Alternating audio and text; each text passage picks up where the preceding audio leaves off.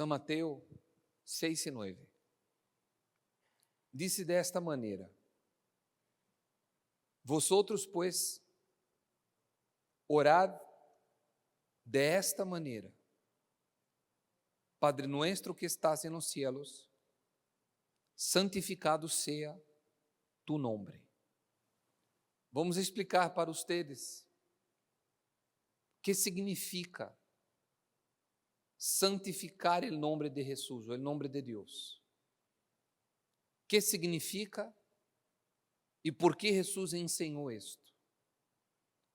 A Bíblia diz: sem santidade ou sem santificação, nadie poderá ver a Deus. Em outras palavras, nadie poderá ser salvo. Nadie poderá ir a vivir ou a morar no cielo se não há essa santidade. Aí diz assim, Hebreus 12: Buscad a paz com todos. E que diz mais? E a santidade, sem la qual nadie verá al Senhor. Então, você vê que Jesus começou a oração do Padre Nuestro dizendo: Padre Nuestro que estás en los cielos, santificado sea tu nombre. Algumas pessoas sabem, outras vão aprender isto hoje. Santidade ou santificação ou santo significa alguma coisa que foi apartada, que foi separada. Essa coisa está sendo santificada, essa coisa está sendo apartada, preparada para algo, para Deus neste caso. Quando você hoje a palavra santidade, certamente vem na sua mente algo assim: isso é muito difícil, isso não é para mim, isso não é para o ser humano, pero justamente é para o ser humano. E é essa santidade ou essa santificação del nome de Deus ou del nome de Jesus, através de nossa vida, que vai a marcar quienes verdadeiramente são de Deus e quienes não lo são. Porque alabar a Deus é fácil. Há pessoas que confundem uma coisa com a outra. Você pode alabar a Deus cantando. Um incrédulo pode alabar a Deus? Pode ou não pode? Pode. É mais, a mesma Bíblia diz que toda a criação alaba a Deus. Uma pessoa que vive em la prática del pecado pode entonar uma canção de adoração a Deus? Pode ou não pode? Pode. Qualquer pessoa pode. A pessoa pode agarrar uma canção e cantá-la. Você sabe que existem cantantes que são incrédulos e que gravaram canções cristianas. Se é certo ou não é certo, agora não se me vem nenhum à mente, mas você sabe que há. Por lo tanto, cantar para Deus, alabar a Deus, isso não é tão complicado. Pero santificar o nome de Deus é outro tema. E aí, no verso 10 do capítulo 6 de São Mateus, diz: Venga tu reino, hágase tu voluntad, assim na terra como no cielo.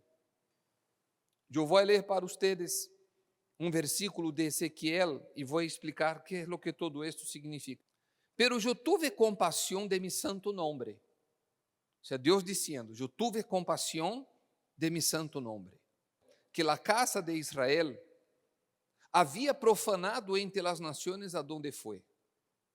Portanto, di a la casa de Israel: assim disse el Senhor Deus: não lo hago por ustedes, ó casa de Israel, sino por mi santo nome, que ustedes han profanado entre las naciones, adonde fueron. Eu santificaré mi gran nombre, que foi profanado entre las naciones, el cual ustedes profanaram em medio de ellas, e las naciones sabrán que eu sou el Senhor, dice el Señor Dios, cuando sea santificado en ustedes delante de sus ojos. Por lo tanto, Deus estava reclamando, estava quejando-se que a nação de Israel havia profanado su santo nome. Agora vamos falar da profanação, depois da santificação, para que você entenda o contexto completo disso. O que significa profanar o nome de Deus?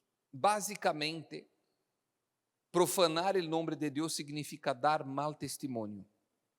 Basicamente é isso. E Deus estava condenando, repreendendo a Israel. Ou seja, era como se Deus estivesse falando com cristianos. Não havia os cristianos nessa época, pero para que você compreenda o contexto, como já lo dije. Era como se Deus estivesse falando com a igreja. Deus dizendo: mira, ustedes me estão avergonzando.